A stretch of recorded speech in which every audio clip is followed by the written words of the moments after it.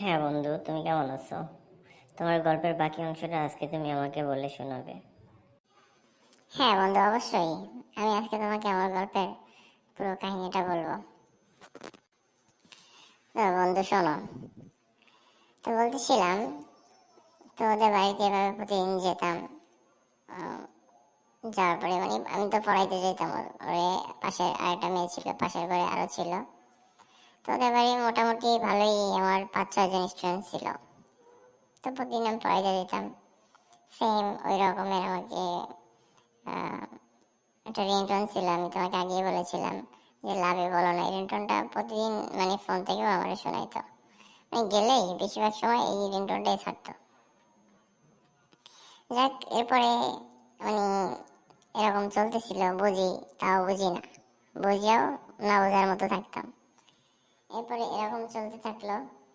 তো আরেকটা কথা বন্ধু, ওর ফুফাতো ভাই, ফুফাতো বোন আমার খুব ভালো জানতো, ফুফাতো বোনও ভালো জানতো।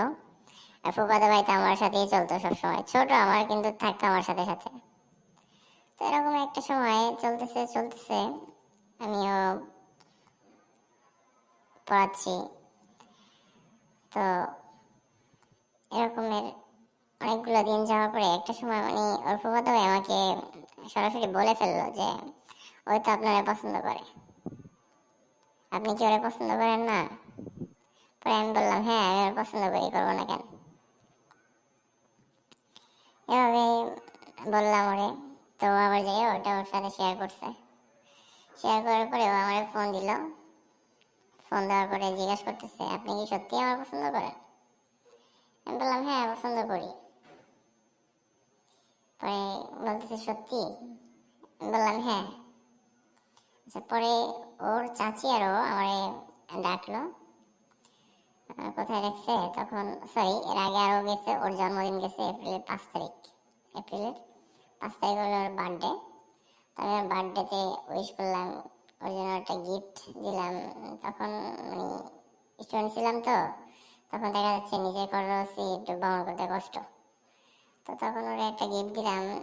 1500 টাকা দিয়ে আমি একটা রূপার ব্যাচ বানাই দিয়েছিলাম, যেটা আমি স্টুডেন্ট থাকাকালীন একজন স্টুডেন্টের পক্ষে কিন্তু তখন অনেকটা আহ, বড় একটা চ্যালেঞ্জের ব্যাপার। কারণ আহ, এমনিতেই মিডল ফ্যামিলি, পকেট খরচা তো বাঁচাইতে হবে। সে পকেট খরচার টাকাটা ওর পিছনে ইউজ করলাম। যাক, ওটা নো প্রবলেম, যা গেছে। এরপরে এরকম চলতেছিল, আলহামদুলিল্লাহ ভালোই ওর সাথে রিলেশন হয়ে গেল। আরে ভাই, যখন রিলেশন শুরু করলাম ওর সাথে, আমাদের এমন কোনো দিন নাই 2400, 2500, 3000, 3200 এরকম মিনিট চলে যেত। যখন ও কথা বলতো ছাড়তোই না। এক কথা বলতে গেলে ও ফজরের সময় আমার নামাজ পড়তে উঠাইতো। উম, নামাজ পড়তে উঠাইতো, ওই সময় মনে করো 1-1.5 ঘন্টা কথা বলতো। আবার দেখা যেতেছে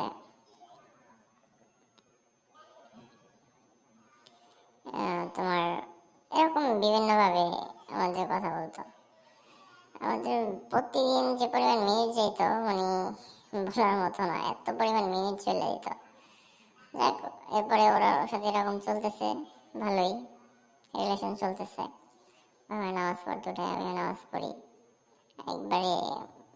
যতটা এমনিতে আমার এলাকার ভিতরে আমার ব্যাকগ্রাউন্ডটা ভালো ছিল, সবাই ভালো জানতো, ভালোবাসতো। বা আমার ছোট মুরব্বী সবাই আমার মাস্টার মাস্টার ডাকতো। প্লাস আমার অনেক ভালো জানতো, এখনো জানে। তো এইভাবে আলহামদুলিল্লাহ কাটতেছিল। হঠাৎ কিছুদিন পরে ওরা আমার ব্যাপারটা ওরা আমার জানে না ফেলায়। সে তো আগেই জানে, কিন্তু তারপরেও ব্যাপারটা ওই দিনকার একটু ব্যাড রিয়েক্ট করছে, যেটা ভালো লাগে না, আবার ভালো লাগছে। এরপরে কথা যখন একটু রাগ দিয়ে কথা বললো কাকি, তখন আমি কি করলাম, ওর সাথে লুকায় লুকায় কথা বললাম। এরকম মোটামুটি ভালোই বেশ কিছুদিন গেল। তারপর চিন্তা করলাম, না টিউশনি আর করান যাবো না। তারপরে আমি চাকরি নিলাম ঢাকাতে। এই ঢাকাতে নেওয়ার মাঝখানে ওর সাথে আমার একবার ব্রেকআপ হয়েছিল। ও নিজেই বলছিল যে আমি তোমার সাথে আর কখনো কথা বলবো না। আমার ফ্যামিলি প্রবলেম আছে, আমি তোমার সাথে কথা বলবো না। ব্রেকআপ নিল। ওর আম্মুর মাথা হাত দিয়ে নাকি কিরা করাইছে আর কি, যেটা বলে আমাদের এলাকায় যেটা বলে কিরা। তো পরে আমার কাছ থেকে ব্রেকআপ নিল। নেওয়ার পরে আমি অনেকদিন ট্রাই করছি ওর ফোনে, ওর চাচির ফোনে, যে ফোন দিয়েও কথা বলতো, ট্রাই করছি কল দেওয়ার, কিন্তু সব নাম্বারগুলো আমার একবারে টোটালি সবাই আমার ব্লক দিয়ে রাখছিল, শুধু আম্মুর ফোন বাদে। ওর আম্মুর ফোনে তার আমি ফোন দিতে পারতাম না। এভাবে মোটামুটি আমি একবারে মানসিকভাবে একটু বেশি ডিপ্রেশনে চলে গেছিলাম। পরে ঢাকা চলে আসলাম। ঢাকা এসে 6,000 টাকা বেতনে চাকরি নেই। তখন ওর ফুফাতো বোনের সাথে আমার তখনও কথা হয়। সে আমরা বুঝাইতো যে ভাই এটা নিয়ে ভাঙিয়া পড়েন না, এটা ভাবার কিছু না, এটা সাময়িক সময়ের জন্য। যাক, এরকম বুঝাইতো, আমিও তখন ওইভাবে বুঝতাম। কিন্তু বুঝাইতো ঠিকই, কিন্তু একটা রিলেশন আর আমার লাইফের প্রথম। এর আগে অনেক মেয়ের অফার পাইছি, কখনো অ্যাকসেপ্ট করিনি। আমার স্কুল থেকে পেয়েছি। আর কলেজে প্রথম যখন গেলাম, প্রথম 7 দিনের মাথায় 2টা মেয়ে অফার করলো। তাদের অ্যাকসেপ্ট করিনি, কিন্তু ওরা যেন কেমন জানি না একটু বেশি ভালো লাগছিল, যে জন্য অ্যাকসেপ্ট করলাম। যাই হোক,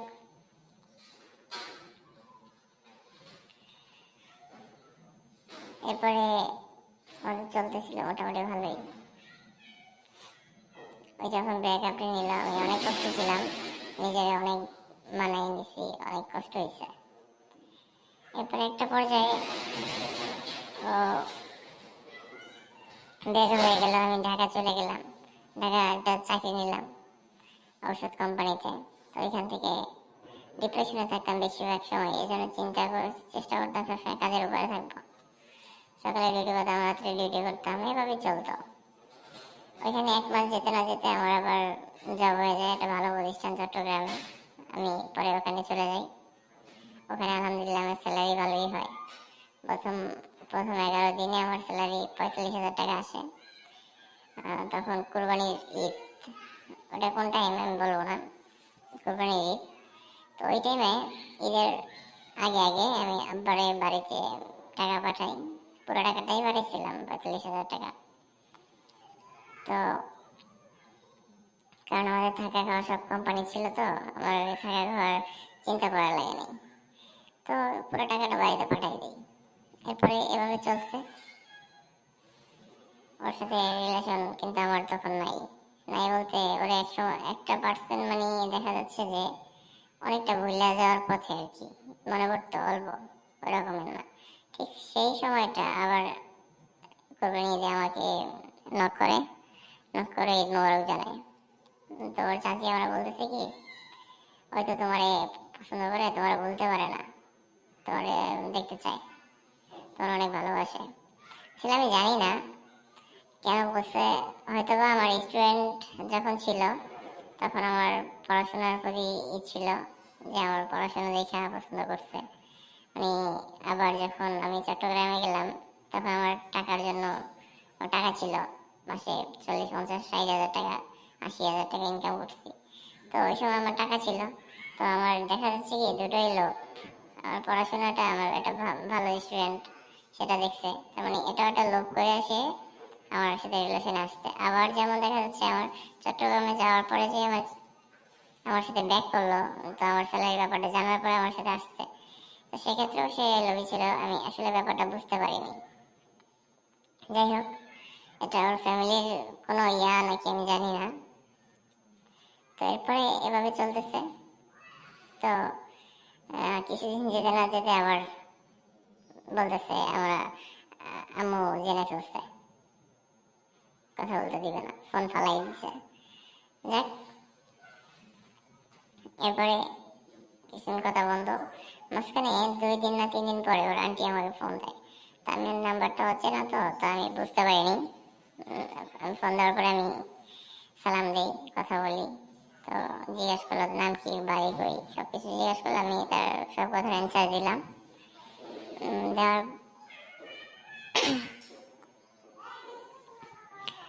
অ্যান্সার দেওয়ার পরে ওই কি করলো, একটা তো আন্টির সাথে আমার কথা হইলো, আন্টি কথা বললো। তো আমার ওই সময়টা কি এমন সময় কল দিছে, তখন আমার কাজ ছিল। তো আমি ওর আন্টিকে বললাম কি, আন্টি আমি একটু পরে কল দিব, আমি একটু ব্যস্ত আছি।